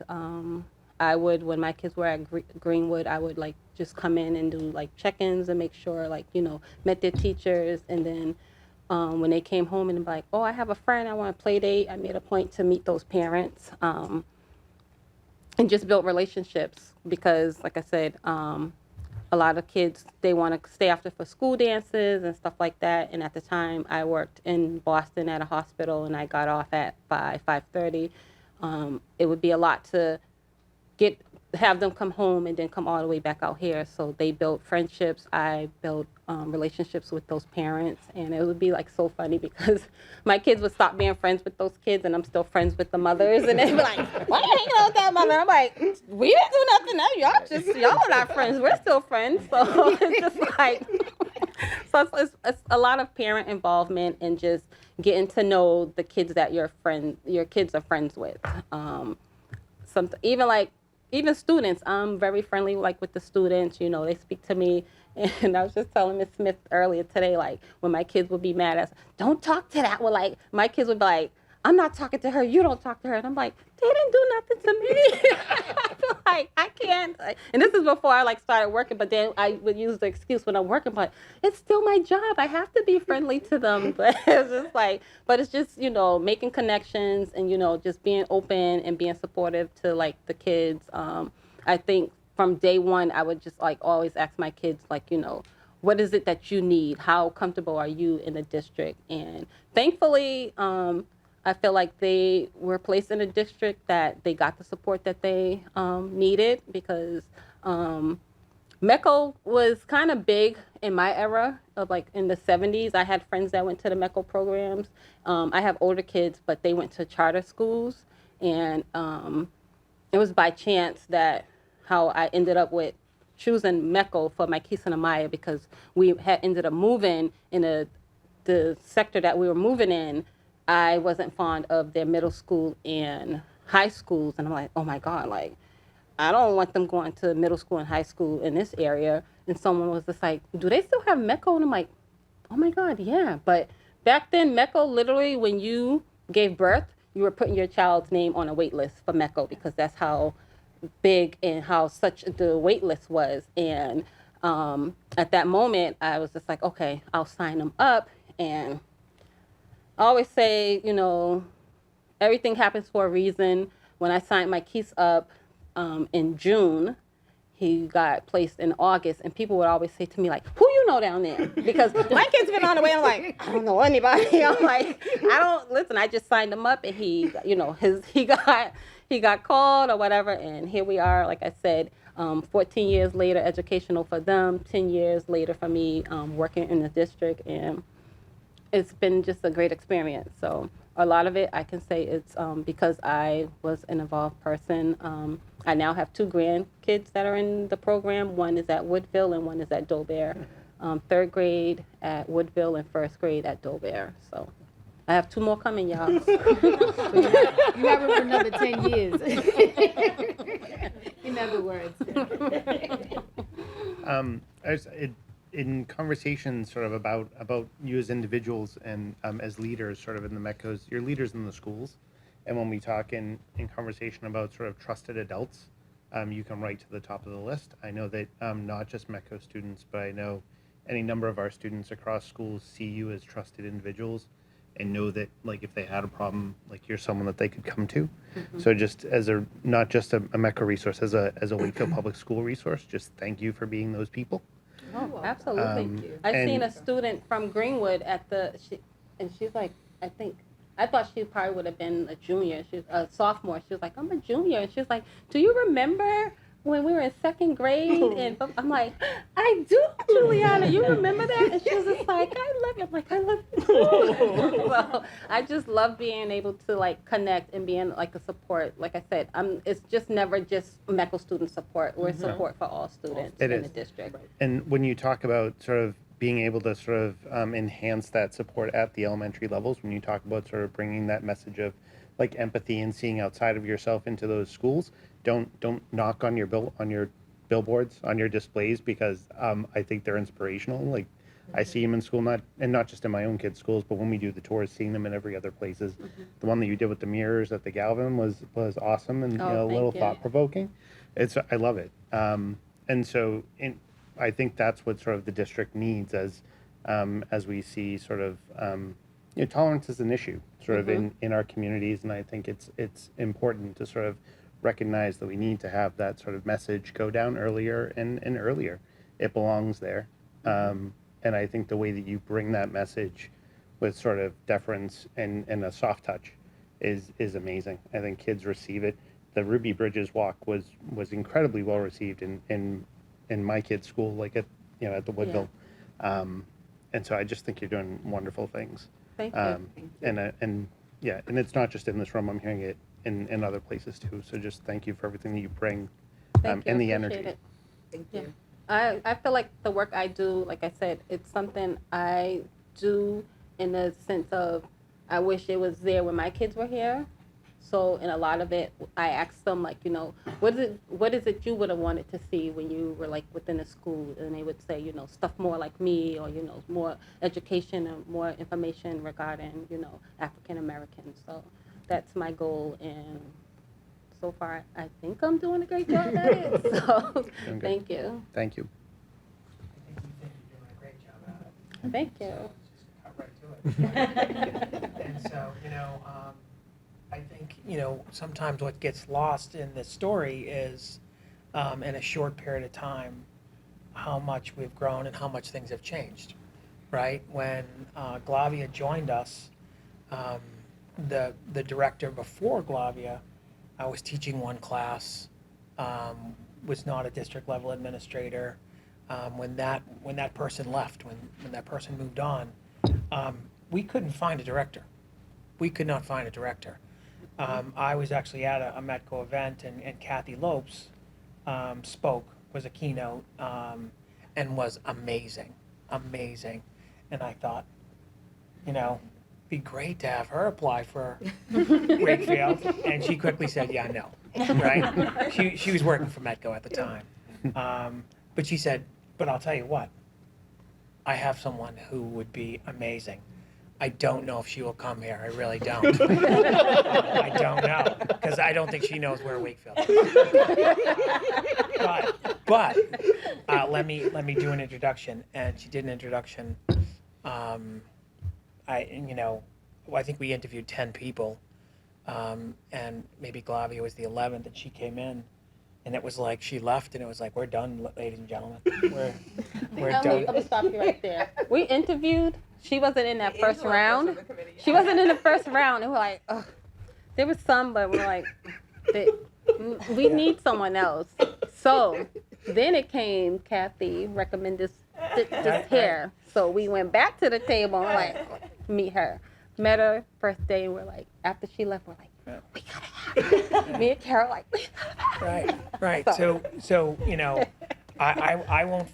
I'll never forget the day that I called your supervisor to just check references. Call me today, like, Started "They crying on the stole phone you." and saying, please don't take her. And then when I called Glavia, Glavia was a supervisor at DCF, working in the adoption unit at DCF, which is a tough job. She's driving a first grader to a doctor's appointment. And so, she described, I'm driving a first grader. I'm like, this is like getting better and better, right? Anyway, fast forward 5 years. Yeah. Fast forward 5 years. Glavia is the vice president of the Metco Directors Association. She would never tell you that, right? And so, I get a so little shy sometimes. her voice is quickly becoming, and her collaborative work is not only kind of sought out in the district by principals and the district leaders, but also across the state, right, with other directors, and so who often consult with her about, how do I do things? How do I make it work? New directors that have been in their positions for quite amount of time, are kind of reaching out. So, so you're quickly becoming a big deal. So we are. She is a big deal. And so I love we're fortunate to have you, and I think the benefit is to our students, right? And the fact that you've been able to, take Angela. Well, Glavia had been out. Angela would fill in as the director, right? So so she's even downplaying her role and her capacity as well, right? So didn't just start as a monitor, but I think the combination of love and care that you provide for kids, all kids, Mhm. and the perspective that you can provide for teachers and principals is tremendously important to all of us. Thank So you. I just want to recognize that publicly and say thank you. Thank you. Thank you. Thank you. You know, just a last minute word. I always tell Dr. Lyons that, you know, I feel like kids don't ask for much. You know, students don't ask so much. They really just ask for a listening ear. They really just ask for someone who actually genuinely shows that they care. You know, because the students come to me, I'm like, okay, first, I just want to be honest with you. I don't do math. I don't. I already know math is not my strong point, but anything else, I will plow with it. We'll learn together. And you know, and sometimes when they come, it's not really about the work. It's really about they have a lot of emotional stuff going on. Our kids are hurting. Our kids have a lot on their mind. They have a lot on their mind. They have a lot on their plates, and sometimes they just want to just let it go. And I make it a point to tell them this is a safe space that you can let it go. But if I'm worried about you, I'm going to tell someone I'm worried about you, because I need you. Your parents need you. We all need you. So I think, you know, I think as much as we may struggle in different ways as a district, they are really caring people in the district and staff. And I tell my parents, even though, you know, it's not perfect, but we have teachers, administrators, and staff that truly do care for our students and want them to be successful, and have gone sometime way beyond what they need to in order just to make sure our kids is getting what they need. And I have one quick little story. So I had a student who started last year as a 10th grader, and he struggled all year round. I was like, oh Lord, you're gonna make me lose my job this year. You're gonna be the one. And it's only because I think the transition for him was really hard, and he was also coming from off COVID.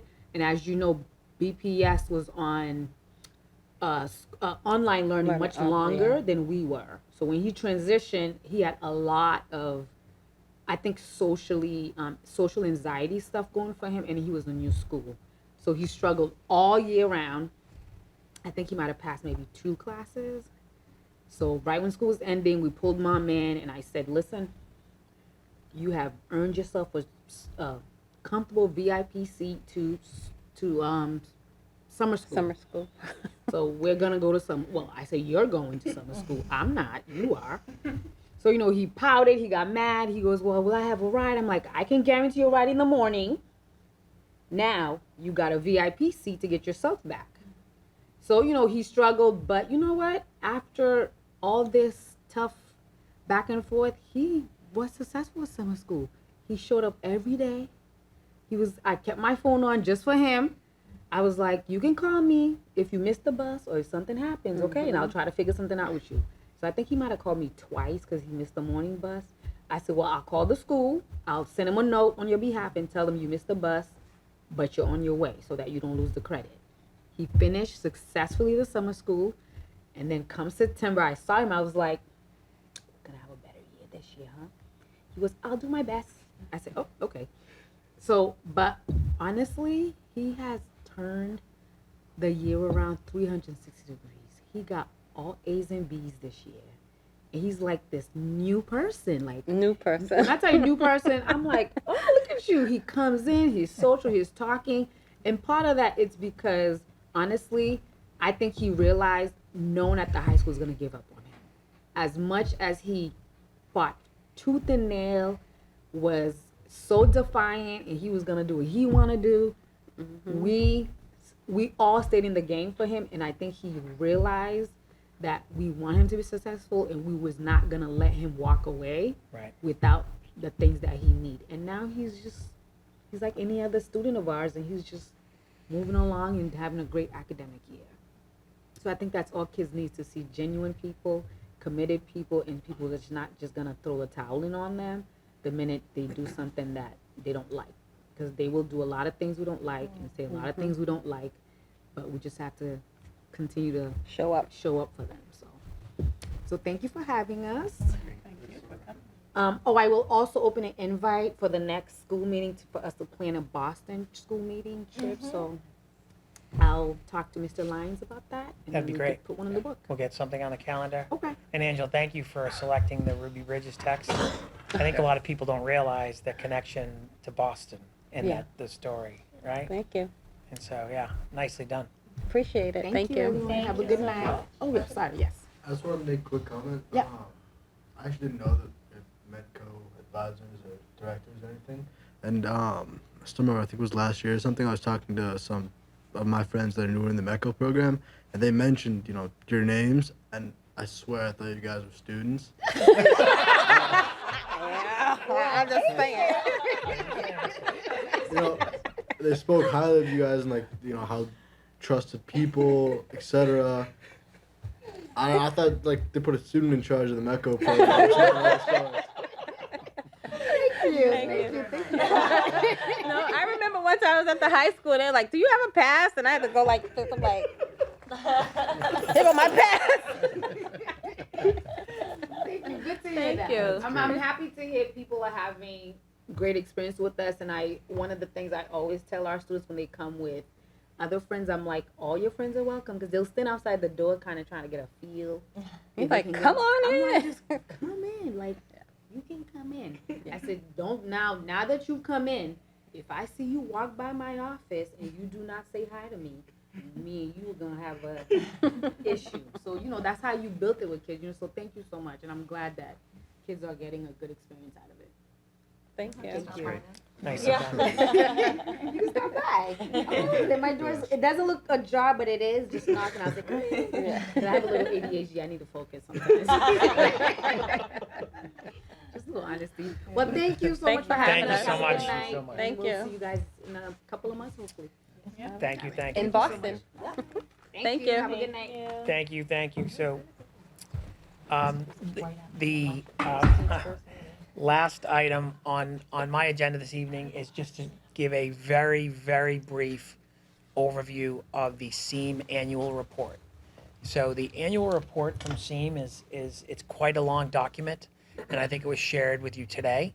And so this is just coming out. And so the annual report should go to all member districts, of which we are a member district, right? So the collaborative is the way SEAM is set up, right? So SEAM is kind of governed by essentially what they call a board of directors, but there are 11 member districts, and the superintendents of those 11 member districts make up essentially their board of directors, or what looks like a school committee, right? And so we evaluate the director of SEAM Collaborative. We kind of work on goals. We get an overview of the finances, and we do what you do here, right? And so for those of you that don't know what SEAM Collaborative is uses public money to educate public school students that can't be educated in their home district because they need a level of support in a program that's not offered in a home district, okay? And so the 11 districts that are kind of member districts are Linfield, North Andover, Melrose, North Reading, Saugus, Stoneham, Wakefield, Wilmington, Winchester, and Woburn, right? And so those are member districts. And so the benefit of being a member is not only that the superintendent from those districts are on the board, but the benefit of being a member district is if you have a student that has a need to participate in one of their programs or needs some of their services, you can get it at a discounted rate, okay? And the cost savings is about 30 to 35% savings, right, is what kind of the savings is in being a kind of a member district. And so in the annual report, you will also find an annual audit that takes place. Because it is a collaborative and it is also overseen by the Department of Elementary and Secondary Ed, like we are, they are actually a little bit more scrutinized in regard to their finances, because they're getting tuition from a number of districts, both member districts and non-member districts, right, for programs and services. And so that audit is an annual audit that is part of the kind of the annual school report. but that's kind of, if you see that in there, that's an annual occurrence that takes place just to make sure that there's checks and balances in all of their finances, right? So again, that's a quick overview of the governance and why SEAM exists. They do have 8 school programs, pre-K through 22-year-olds, right? And they also provide assessment services as well. And when schools, for example, have difficulty creating programming, so for example, we have had difficulty at different times of the year due to a high number of special education assessments. So what we've done is we've collaborated with SEAM to say, not only us, but other districts are having difficulty finding school psychs to test. So what SEAM was able to do is to hire a school psych to be a tester, and that could work for both member and non-member districts. Obviously, member districts get a discounted rate. We're still paying, but it is at a discounted rate. But that is one example, right? Some districts are participating and getting support in the areas of equity, diversity, and inclusion, right? And so we are not getting services in that space. We feel like we are kind of meeting our expectations and our goals with the 2 leaders that were just here, for example. That's just one example. Yeah, they've done just a great job expanding the services they offer to districts too. Doug mentioned a couple, and I'm just thinking of even more. We do benefit from an inclusion specialist who still works with our district. We share that support with other districts as well to come in and support professional development, special education inclusion initiatives. They do grant management. We work with other districts and a lead from SEAM Collaborative to manage our Title III grant, which is focused on our English learners. They do home services, like interim placements as needed. They're just I just think a huge benefit to the district, and they've worked really hard to just really hire really well. They have great people, great services. Rosie Galvin, our special education district administrator, is also on their special education advisory, which kind of advises on programming that is in place for them, and also programming that they could expand to better meet the needs of students in their member and non-member districts. Even professional development too. They have several experts on different topics. We always refer our teachers that need to get the SEI endorsement through SEAM Collaborative. They have a whole professional learning series. Really great things going on. So their budget is $36 million. Currently, they are working to educate a little over 300 students in 8 sites. That does not include additional services where they push into a district or when students might go out of the district to receive support or an extended evaluation or services like that. Do we have students there right now? We do. We have 4, right? We have 4, and that number might be dropping to 3, but right now we have 4. And from the member districts, I want to say there's probably 65 students total from all of the districts, but we're kind of on the lower side in terms of number of students that we have in programs there. Yeah. And what does SEAM stand for? Do you know? Oh, great question. To Google that, Amy. That's a great. I can't believe I've never asked that before. I think it's special education. Yeah, that's a great question. That's a great question. I'll get that answer and we'll get it to you. And do we pay an annual fee to be a member district? We do. And so the 11 member districts are not only part of the governance structure, we pay an annual fee of $5,500. That sounds like small change compared to the it savings. Is, I think so one of the difficult things for the collaborative is, everyone wants to be a district, a member, right? And based on the governance structure, everyone can't be, right? And so, but the budget in the 300 plus students, 300 students that they're educating in the different programs, in 8 different sites, their budget is $36 million. So, it's a tremendous kind of positive for us to be part of this group. It's a tremendous positive for us to be able to get professional development, to get services through them, and kind of the the give back in regard to the member fee of $5,500, and also the give back in regard to having to do board service, me having to do board service, and Rosie being part of one of their subcommittees, I think is a professional plus for us here in the district as well. So I think, we've gained tremendously by being part of this group. So that's a very quick summary. We're trying to find That's a the summary acronym. of, We're not. I know, I of tried 72, too. 72 pages. We'll ask Kathy. We had to ask Kathy Lawson, the director. We'll email her tonight. Thank you. Any other questions for Like Dr. Lyons? Seeing none. It doesn't even say anything in the Chair comments, I don't have any. I know we provided a negotiations update on the 13th, but I don't know how many people attended because it was on Zoom. Yeah, so our negotiations update so we were negotiating we're in negotiations with the WEA, Wakefield Education Association Unit A, which is the majority of our educators. We had last met with them in negotiations on February 10th, it was a Saturday, and through that meeting, we were able to come to a tentative agreement on a contract. And so that is tentative. So now what we are waiting on is the WEA will present that to their membership. Their membership will vote to ratify the agreement. And then once that's done, that would come back to us and we would vote on it. So that's in the works. I believe that they were waiting to meet until after February vacation, so that should hopefully be forthcoming.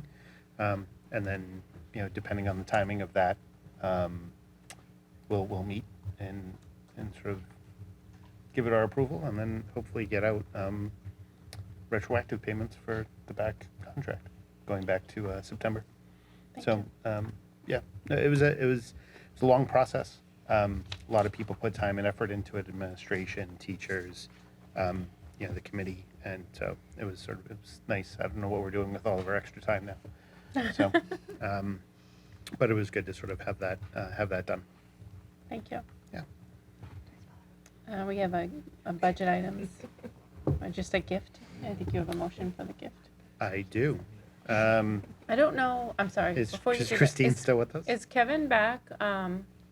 No, he just said he had to drop off. Oh, okay, that's fine. I just didn't know whether we still had to do roll call, but now we can go back to raising our hands because there's no one remotely. Okay, great.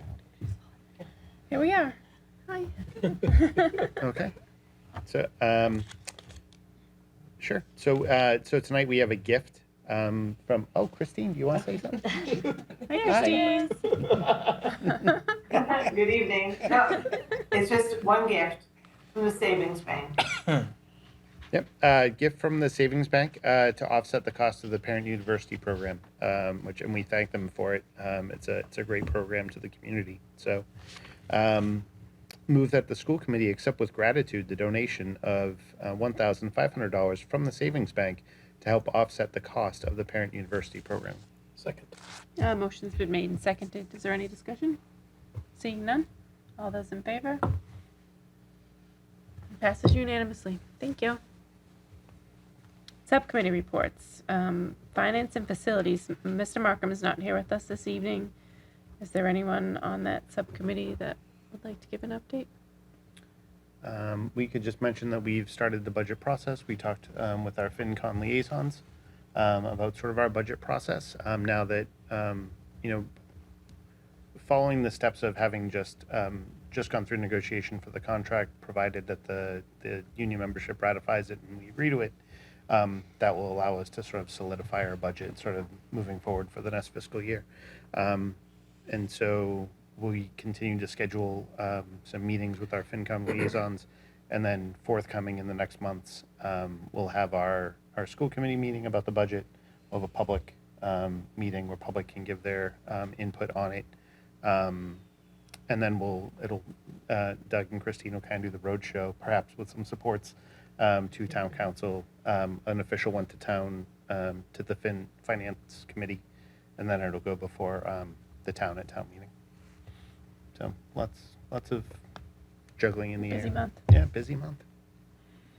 Oh, you're up next. Labor and personnel. Labor and personnel, I defer to my earlier comments. Our labor and personnel, our next meeting for labor and personnel will be this Friday at 8 a.m. So sort of recoup sort of what the processes have been the past couple months. Thank you. Student services, Eileen? We have not met since the last meeting. No, okay. Policy and communications? Due to scheduling conflicts, we did not meet the week before break. We're going to meet this next Tuesday. Thank you. Any liaison reports? Seeing none. Our next school committee meeting is Tuesday, March 12th, 7 o'clock. Do we have any future agenda items? Oh, Wondering if for the March 12th meeting, maybe Tim can join us to give us a quick update. I know starting March 18th, we're going to start to see some, I'm going to call it construction going on to get ready for the exciting stuff in April, and it's going to affect parking, and I think just giving a community update for some of that stuff would be So helpful. we're not starting construction on March 18th. No, but we're starting some parking lot Right, construction. so we're putting a fence around the rear parking lot and the Beasley Oval is what we're really starting. So that's going to officially be done in April, right? And so that's kind of where we're at. So, but yes, so the short answer is, can we have Tim? Yes, 100%, yes. So just kind of a focus on the impact to parking would be helpful. And So those dates. Amy McLeod sent a note out this afternoon. We're gonna kind of polish that up and send that out through Jen McDonald on the town side. We have to talk to Jen tomorrow, and through WCAT as well. So there'll be more information there. We just want to make sure that we kind of nail down the changes in numbers, not just spaces. Not when I say spaces, not just lots, right? But also changes in numbers, right? And Amy includes some of this information as well, just kind of some gentle guidance for parents around kids that might be able to carpool, because we're reducing kind of the number of spots for the construction, right? And so that's where we're at. So. I know the focus is kind of on the high school because the fencing is around here, but in a sort of mock-up map display that I saw today, it looked like the fencing was going to kind of bleed into the side, like over by the loading dock of the high school, from the lot that it shares with the Woodville. And what I was thinking is that it might impact sort of student drop-off at the Woodville. I don't believe that that's the case. Okay. I haven't been told that. Okay. So that's. Maybe someone was overzealous with well, their the red town highlighter. posted some. Was the town posted I something? think WCAT Was had WCAT? posted something. Someone posted something today. Yeah. April 8th. I don't WCAT shared a couple of images, Oh, okay. but I just, and I know Amy shared one, but I think just a quick update with Tim, and I think, as you said, I think Yeah, it's important, the number of spaces, Happy because to do it, right, because we need to communicate. There's kind of several layers to this, right? And so we want to make sure faculty, right, know what the changes are going to be internally. We want to make sure students and families know what those changes are going to mean. And then we're also going to need to kind of follow up with fields and extracurricular reporting, right? So we're taking a turf field offline, the track offline. So this needs to be a report from athletics. There needs to be a report from extracurricular. There needs to be also an update in regard to how we're also supporting the rec department, right? And so there's a lot of moving parts here. And so right now we're starting with just the basics of parking spots, right? And so this is how many we have. This is how many this is the plus minus. This is what it's going to look like. Okay. What is also a change is we thought that the fence was going to be, half the parking lot, and they're going to take the whole parking lot, which also means that it's going to affect the entrance and parking for WCAT, right? So WCAT isn't just being gracious and helping us with the messaging, which they are. They always are gracious in helping us with this stuff, but it's also going to impact their entering and exiting and parking, right? And so those are things that we need to account for as well. So when Tim's ready to come, we're ready to listen. Absolutely. Great. If it still works for the committee, I was planning on having the science and technology and engineering curriculum review update March 12th. Sure. Does that still, it was supposed to be tonight, but with all the rescheduling we were doing, does that still work? Yeah. Okay. I did have some parents ask about the school calendar. That'll probably come once the Everything's contract is finalized. Yeah, it was kind of pending, just different days and stuff, but we have drafts in play, so it shouldn't be, once things are settled, pretty quick to get in front of people for feedback. So Yeah, just hopefully in the next month. Just to say a little bit more about that, you know, we're waiting to finalize the contract before we finalize the calendar, Right. because there are connected items in both, and so that's why we don't have a draft kind of out right now, right? And so, and I'm sure our viewing public's wondering why there's a stack of boxes in front of Eileen, because it is Oh, it's Eileen's birthday. Eileen's birthday Happy today. birthday. Thank you. So- Thank you. Send all the gifts. Youngster. Yeah. Yeah. Sure. One more thing. I know we've talked about it a couple times, but can we talk about the honor roll at the Yes. schools? It's just front of brain because it just came out for the upper house, and I'm just curious about thought processes and yeah. Sure. Okay. Absolutely. Great. Always ready to talk about that. Oh, I love to talk about honor. Also, and I don't know if we want to do this in the next meeting, but 7th grade math, just switching the curriculum that we did with the honors program. Yeah, we have that on our radar. We were thinking May. Does that feel too late? That's late. Okay, because we thought we'd have more information for how this year went. Oh, I got That you. was the goal, because, Yeah. you know. One of the I things didn't know we- if- Yeah, I was thinking maybe if the iReady scores in, was that January when they took them last? I didn't know if that would, probably wouldn't show anything for the No, 8th grade I cohort. think I ran it by the team, and we were just thinking May, like, even if it's the first meeting in May, just like later in the spring, would just have like a better understanding of how it went this year. If that works, or we can move it up. Yeah. Yeah, we can push everything to May. May will be here before we know it. Yeah. No, we can't.